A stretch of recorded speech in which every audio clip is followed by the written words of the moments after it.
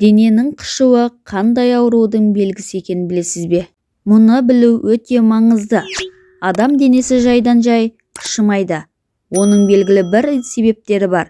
Мәселен, маса, қандала, бит немесе үндемес шаққанда дененің қышып бастайды. Ал аллергияға бейім жандар құлпынай, лимон, апельсин жегенде денелері қышиды. Бұл қалыпты жағдай. Десе де, еш себепсіз дененің қышуы алаңдататын мәселе.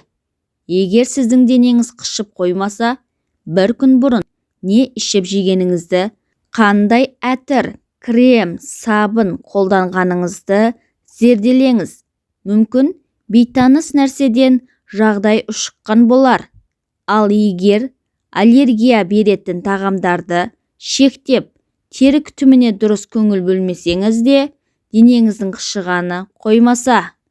Қоғамдық орындарда жүргенде, жұмыста отырғанда, ұйықтағанда қышып мазаңызды алса, денеңіздің бәрі бөртіп кетсе, еш себепсіз бойыңызды әлсіздік билеп, тез шаршайтын болсаңыз, дене қызуыңыз көтерілсе, кіші және үлкен дәретіңіз шығуында өзгеріс байқалса, дереу терапевт немесе дерматолог дәрігердің кеңесіне жүгініңіз.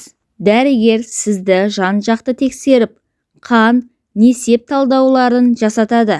Сараптама нәтижесіне сүйене отырып, сізге ем тағайындайды.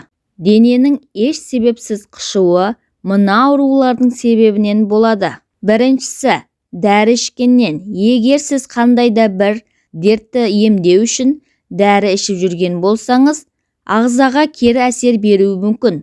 Соның салдарынан денеңіз қызарып, бөртеді. Кейде бүкіл денеңіз қышып, маза бермейді.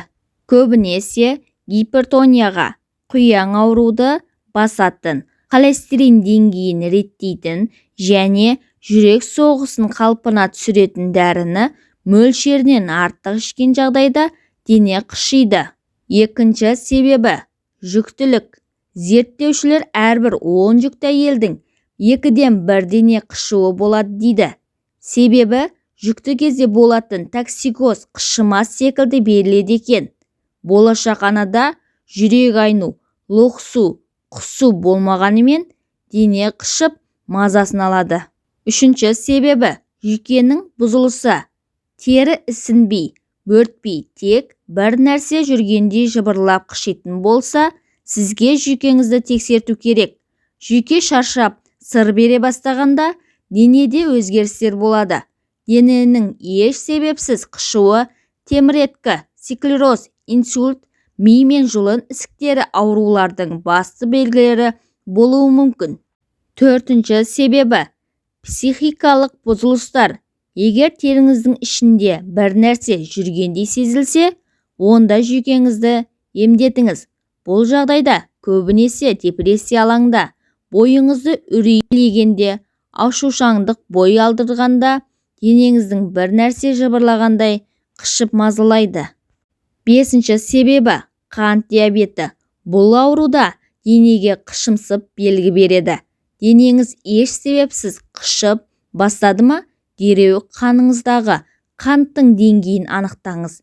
Өйткені қант диабеті аурудың ең алғашқы әрі қауіпті белгісі екенін ескеріңіз.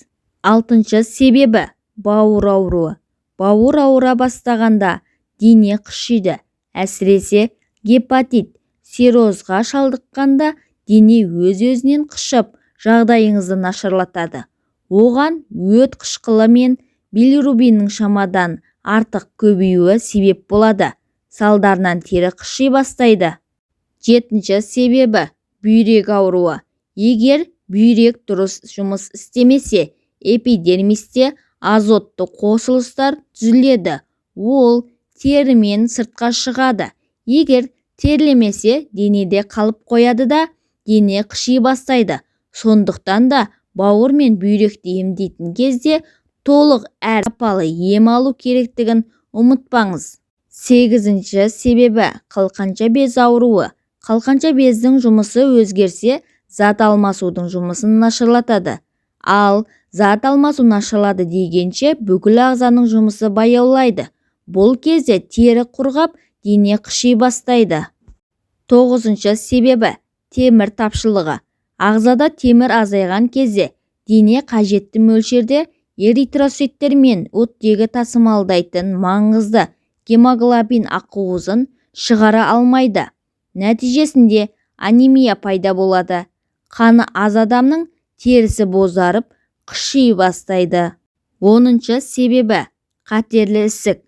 Дененің себепсіз қышуы өте сирек кездесетін онкологиялық аурулардың белгісі болуы мүмкін. Мәселен, полиситемия, қан тамырлы жүйесі мен ұйқы безі қатерлі ісігінде дене қышып белгі береді. Егер жайсыз матадан киім кисеңіз, аллергиялық әсер беретін тағам жесеңіз, онда алаңдауға негіз жоқ.